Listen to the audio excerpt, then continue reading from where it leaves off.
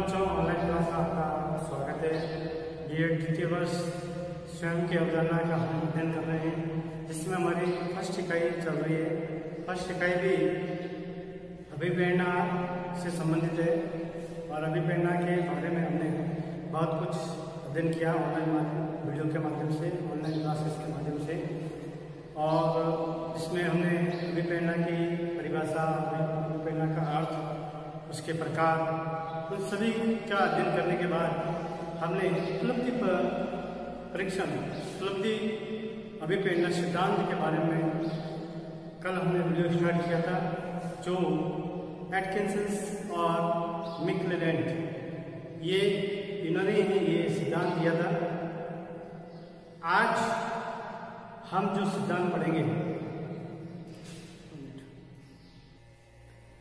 Atkinson और मैक्लेलैंड ने जो उपलब्धि अभिप्रेरणा सिद्धांत दिया है, उसमें हम लक्ष्य निर्धारण का महत्व और लक्ष्य प्राप्ति के बारे में अध्ययन करेंगे। आज का दिनांक भी है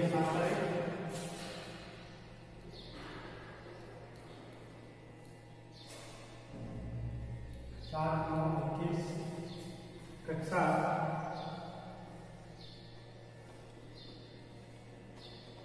बीएड सेकेंड ईयर, विषय स्वयं की अवधारणा।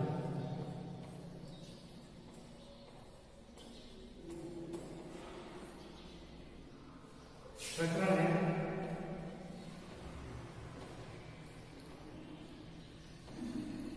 लक्ष्य का महत्व। लक्ष्य का महत्व, लक्ष्य निर्धारण, लक्ष्य निर्धारण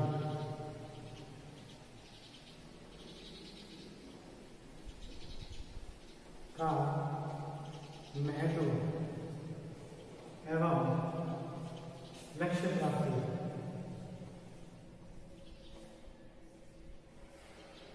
लक्ष्य प्राप्ति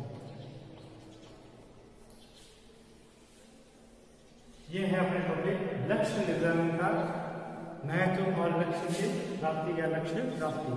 भला है कि हम लक्ष्य प्राप्त करने के लिए लक्ष्य निर्धारित करना जरूरी है, और लक्ष्य निर्धारित करने से क्या फायदा होता है, क्या उपयोगिता होती है और क्या महत्व होता है, वो हम उपलब्धि अभिप्रेरणा सिद्धांत के अंतर्गत हम पढ़ेंगे।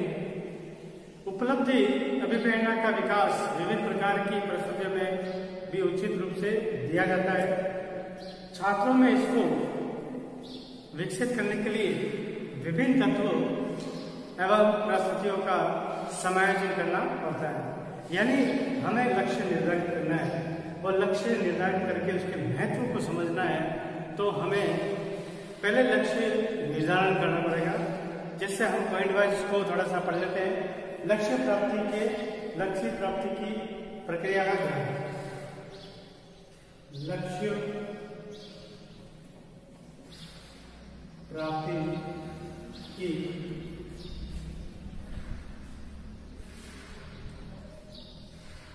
प्रक्रिया का क्या है?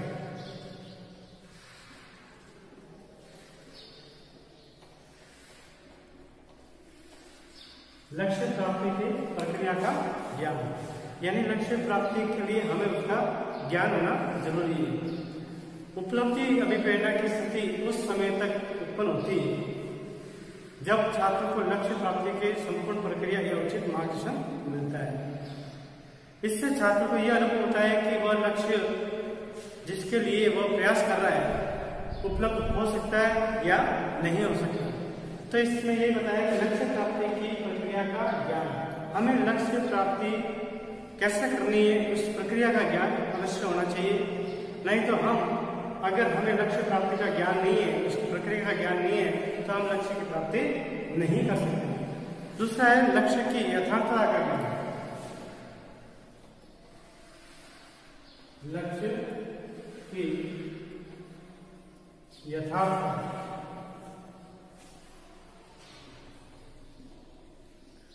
यथार्थता का ज्ञान। लक्ष्य की यथार्थता का ज्ञान। जब छात्रों को अपने प्राप्त करने वाले लक्ष्य की यथार्थता का ज्ञान होता है, अर्थात वह जानता है कि वह लक्ष्य को उसको प्राप्त करना है, वह उन्नत, प्रासंगिक, यथार्थ एवं उपयोगी है, तो वो उस लक्ष्य को प्राप्त करने के लिए मनोयोग का प्रदर्शन करते हैं।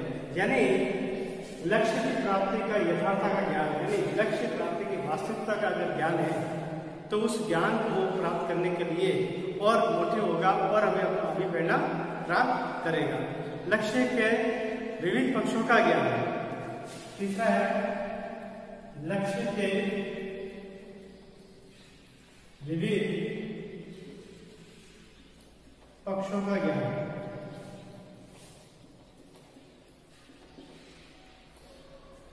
लक्ष्य के विविध पक्षों का ज्ञान यानी हमें लक्ष्य हमने निर्धारित किया है, तो हमें लक्ष्य से संबंधित जितने भी विविध पक्ष है उन सभी का भी ज्ञान होना जरूरी है। जब छात्रों को प्राप्त किए गए जाने वाले लक्ष्य के विभिन्न पक्षों का ज्ञान होता है तो उसके लिए वो पूर्ण प्रयास करता है, यानी लक्ष्य प्राप्त करने के लिए उसके सभी पक्षों का अगर ज्ञान है तो वो और ज्यादा मेहनत करेगा और अधिक मेहनत करने की कोशिश करेगा। एक छात्र समझता है कि विज्ञान और गणित विषय को वर्तमान समय में उपयोगी और महत्वपूर्ण है तथा उसमें निपुणता प्राप्त करना उसके लिए आवश्यक अनिवार्य है, तो इसके अभाव में उसकी शैक्षिक उपलब्धि निरर्थक है, तो वो पूर्ण रूप से विज्ञान और गणित को अध्ययन में मनोयोग प्रदर्शन करेगा। लक्ष्य एवं कार्यों में समन्वय। लक्ष्य एवं कार्यों में समन्वय। लक्ष्य एवं कार्यों में समन्वय, जो कि आप लक्ष्य निर्धारित करते हो और जो लक्ष्य निर्धारित करा लक्ष्य के लिए आप जो कार्य कर रहे हो उसमें समन्वय होना बहुत जरूरी है। जैसे हमने हमारा लक्ष्य है डॉक्टर बनना और हम उससे संबंधित पढ़ाई नहीं कर रहे हैं बल्कि और कोई पढ़ाई कर रहे हैं, कुछ और अध्ययन कर रहे हैं, तो जो हम कार्य कर रहे हैं या उस लक्ष्य से संबंधित नहीं होगा तो हमें वो लक्ष्य की प्राप्ति नहीं होगी और हमें वो मोटिव नहीं मिलेगा, हमें प्रेरणा प्राप्त नहीं होगी। उदाहरण जैसे एक छात्र को संगीत में निपुणता प्राप्त करने के लिए लक्ष्य को प्राप्त करना है तो उसके लिए संगीत उपकरणों की उपलब्धि, संगीत शिक्षक की उपलब्धि तथा प्रशिक्षण आदि क्रियाओं का समन्वय होना चाहिए। जो भी हम कार्य कर रहे हैं, जिस लक्ष्य की प्राप्ति करना चाहते हैं, तो वो कार्य, हर तरह की विधि, हर प्रक्रिया उस लक्ष्य से संबंधित होनी चाहिए। अब है लक्ष्य का दैनिक जीवन से संबंध। आता है लक्ष्य का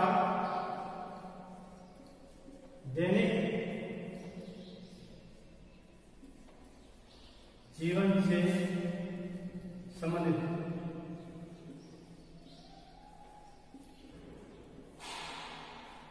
लक्ष्य का दैनिक जीवन से संबंध या संबंधित, यानी जो भी आप लक्ष्य निर्धारित करते हो वो अपनी रियल लाइफ में, अपने वास्तविक जिंदगी से जुड़ा हुआ होना चाहिए।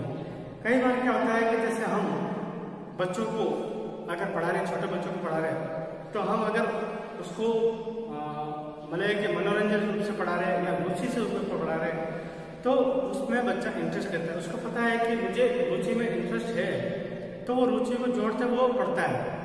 अगर हम केवल पढ़ाते हैं तो उसको बोरिंग महसूस होता है।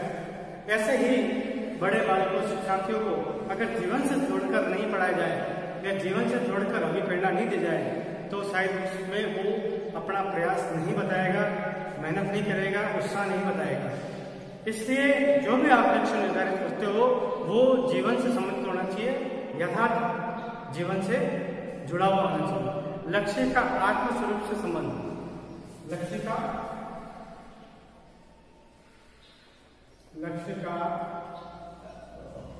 आत्मस्वरूप से संबंध।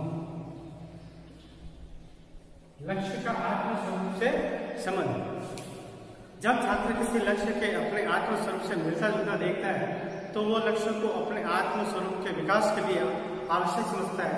यानी बहुत सारी चीजें जो मिलती जुलती है लक्ष्य का आत्मा स्वरूप यानी अपनी आत्मा से शुरू होना चाहिए, अपने आत्मा को संतुष्टि करने वाला होना चाहिए। जब ऐसा कार्य जब उसको आत्मा को संतुष्टि देता है तो उस कार्य में आप देखना उत्साह दिखाएगा और ज्यादा करने की कोशिश करेगा और नई खोज करने की कोशिश करेगा तथा लक्ष्य की प्राप्ति में पूर्ण रूप से प्रयास करता है।